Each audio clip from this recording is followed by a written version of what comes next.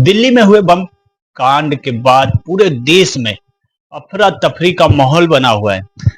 राजनीति में तमाम प्रकार के सवाल उठते नजर आ रहे हैं। बम विस्फोट आखिरकार हुआ कैसे, कौन इसके पीछे है? पक्ष और विपक्ष दोनों आमने सामने हो गए हैं। कोई कहता है आतंकी हमला है तो कोई कहता है ये साजिश है।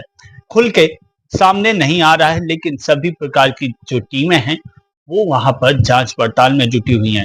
आपको बता दें, कानपुर नगर में भी इसके कुछ कनेक्शन हुआ है। जो डॉक्टर यहाँ थे उनका यहाँ से कनेक्शन मिला है, और कनेक्शन ये 2005 में यहाँ पे प्रोफेसर रही थी जो डॉक्टर थी, उनके ऊपर भी कानपुर के बड़ा प्रश्न उठ गया है कि कानपुर से जिस तरह से वो यहाँ से गायब हुई थी, उनको वहां से हटाया गया था, बर्खास्त किया गया था, उसके बाद से ये लापता हो गई थी।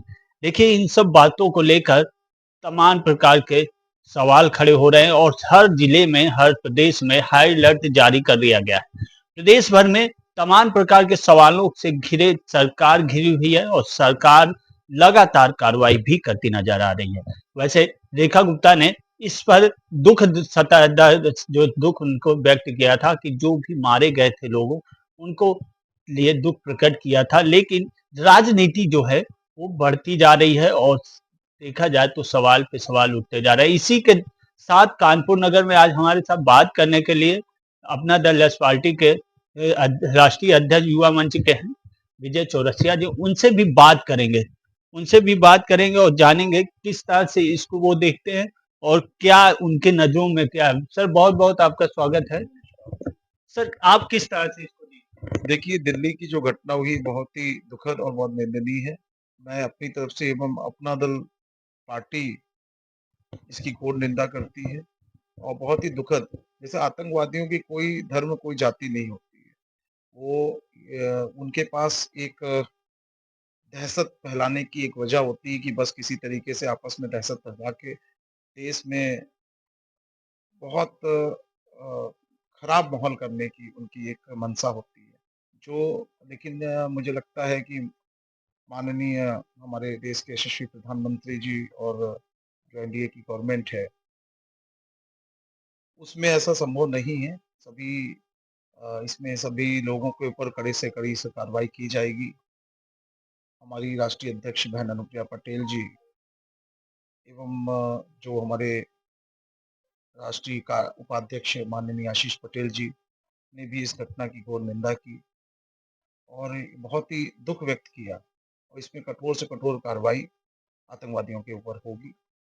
ये मेरा पूरा मुझे विश्वास है। और जल्दी ही जिनके भी तार जुड़े हैं, जहाँ पर भी जो ऐसे गलत लोग हैं, जो कह लीजिए दरिंदे टाइप के लोग हैं, जो देश में के विकास में बाधक हैं, जो देश को पीछे ले जा रहे हैं, जो नहीं चाह रहा है कि देश एक एक बहुत जैसे आज हमारा भारत देश महान है और एक विकासशील देश के से विकसित देश की ओर बढ़ रहा है।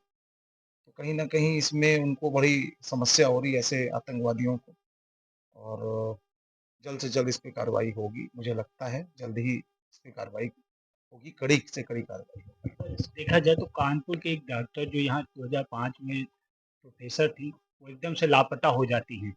उसके बाद वहाँ पर उनका चेहरा आता है, यहाँ से नोटिस भी जारी की जाती है, उसके बाद यहाँ से बर्खास्त भी कर दिया जाता है। अब वहाँ पर एकदम से उनका सामने आना, क्या लगता है आपको? देखिए, मुझे तो पूरे इस विषय में जितना भी मैं जानकारी है, पूरी तरह से मेरे पास जानकारी नहीं है, लेकिन मैंने आपसे पहले ही कहा कि आतंकवादियों की कोई धर्म जाति नहीं होती है। इनका सिर्फ एक उद्देश्य होता है दहशत फैलाना और देश में आपस में धार्मिक रूप से लड़ाना आपस में। और इस तरीके से ऐसे लोगों पे कड़ी से कड़ी कार्रवाई होनी चाहिए, और जो भी जैसे जिनके भी तार जुड़े हों कानपुर से या कहीं पर भी, उनके उनके ऊपर कड़ी से कड़ी कार्रवाई होगी। धन्यवाद सर। ये देखिए, हमारे साथ विजय चौरसिया जी थे, जिन्होंने बताया कि जो भी आतंकवादी हैं, उनकी कोई जाति और धर्म नहीं होता है, उनके केवल उनको आतंक फैलाना और दहशत फैलाना एक ही काम होता है। वो कहीं भी कुछ भी कर सकते हैं, लेकिन हमारी सरकार जो है उन पर कड़ी नजर रखी हुई है और कड़ी कार्रवाई भी करेगी।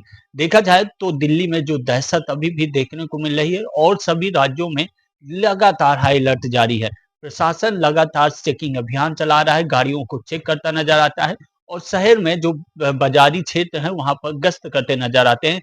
और जहां-जहां इनके कनेक्शन, लखनऊ जैसे लखनऊ में कनेक्शन पाए गए हैं, कानपुर की डॉक्टर यहाँ प्रोफेसर थी, तो यहाँ पर भी एटीएस और ये बड़ी टीमों की गठन किया गया है और यहाँ पर उनकी जांच पड़ताल चल रही है। अब देखना होगा पूरे मामले में क्या होगा। कानपुर नगर से वीडियो जर्नलिस्ट सनी यादव के साथ सत्यम गोस्वामी, आर न्यूज।